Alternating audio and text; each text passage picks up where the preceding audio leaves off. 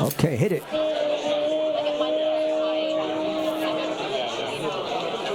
Ladies and gentlemen, please put your hands together and make some noise for Professor Glenn Loury. I want to ask you something. This morning, I pretended to read a book, and it was a very good book by one of our ilk, Ian Rowe, who is a senior fellow at the American Enterprise Institute, and he's been a CEO of various charter schools. Yeah, he's a big charter school entrepreneur here in the city. Yes, he's very good at it. And when I say pretended to read, I don't mean to indicate disrespect. I didn't have time to read every page, but I read it. And one of the things was about school choice. He's a big believer in school choice making a big difference in black kids' education. Now, from what I know, and I'm not taking on anything Ian has done personally, from what I know, the record on vouchers is not great. Say 20 years ago, talk about what I write, I used to always talk about school choice. I've stopped because the data doesn't seem good enough. Am I missing something? Yeah. Okay, tell me. Well, I mean, not all, and first of all, it's not just vouchers. Charter schools are not just vouchers. Those are public institutions that are free from the regulatory restraints of the central system and can experiment and do different things. It's a mixed record. They're not all uniformly excellent, but the best of them are really very, very good. Let 1,000 flowers bloom. Let the market decide. This is what I would say. Let people come in, offer what they have to offer. Let parents make their choices. Let the money go with the parents and the kids. The money doesn't belong to the teachers. The money belongs to the parents and the kids. Let them go where they think their kids will be best educated.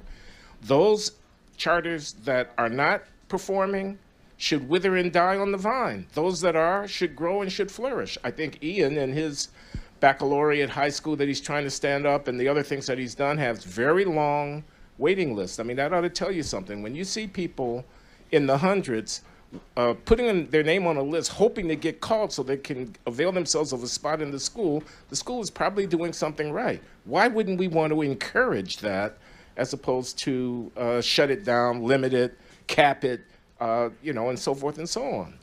The incentives here are all in the wrong direction. I mean, the central system has the incentive of stifling any innovation and any new development because they're trying to protect their sinecure. That's not the kids, that's the establishment. I'm for the kids. Let my people go. He asked. Yeah, and I asked because I wanted you to say that because it's something interesting I've seen over the past 20 years, which is if the record on school choice isn't pristine, and it's not, yes, some of them have to wither. The statistics are not always as rosy as you would think.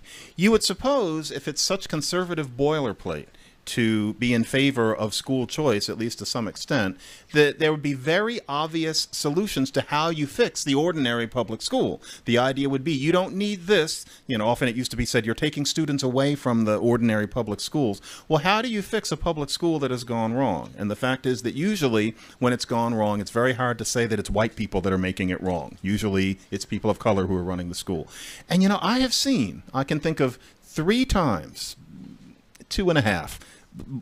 I wasn't really paying attention the third time, but I can think of 2.5 times where I have sat at an education conference and watched somebody get up in a well-tailored suit with great confidence and talk about saving the public schools. And there's an audience out there who are looking at that person like he's Mick Jagger, and he's going to talk about how he's going to save the public schools, and he'll say something with a certain intonation, where melody is meaning, like, I've seen it, I can do it, and you're thinking, good, and the audience is all excited. And then over the next 20 minutes, doesn't say a damn thing. Might as well be in Hungarian. Doesn't say anything about how you would change the school. He's just well-tailored and inspiring. I'm talking about not any one person, but 2.5. I've never seen anything different. And if anybody knew how you change a public school, we would have heard by now. There would be beautiful articles in various places, but no one knows. And yet to talk about school choice is to be a right-wing, bigoted zealot. I don't find that coheres, in my view. Have you ever heard anybody explain how to fix a public school that was in English and, wasn't about melody? Well, no, but I've not heard him tell me how to bake a loaf of bread or how to make a good attaché case or how to land a plane on, without crashing it. I mean, this is the mystery and the magic of the market. I'm an economist in my day job. is that you don't have to be able to tell the answer to those questions. You let competition and the pursuit of profit and success in the marketplace ferret out the methods that don't work and reward the methods that do. They prosper and they grow and they get more customers. With the assumption that people are trying. Yeah, right. Yeah. Well, and in the public sector, you don't necessarily have the pressures of competition.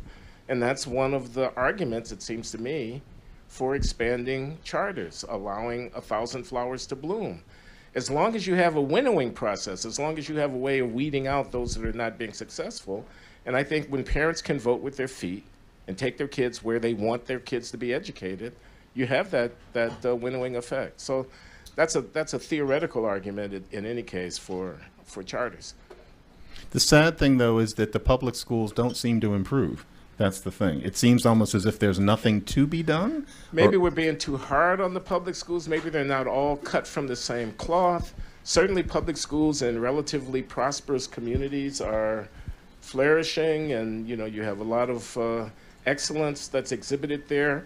The best public schools, even in New York City, I'm told, are not half bad. People There are wonderful ones, clamoring yes, to get access to them and so forth. So yeah, and I think we both agree that it's not about that the ones in the leafy suburbs get more money. That's been soundly disproven. And so the issue is that at many schools there just isn't, and this is this loaded word, there isn't a culture of excellence and hasn't been for generations. And so nobody there knows how to make it better, which is often not their fault. But the question is how you change that in a school in, say, to take a random example, Newark. It's very hard to change what's been going on forever. Jersey City, where all sorts of things have happened. Corey Not really. get $100 million from somebody for Newark schools? But did it work is the question. And so how are the Newark schools doing now? And if there were a rosy story, we would have heard. There would have been stories. In other words, it's the same thing. That's the way these things tend to go. Okay.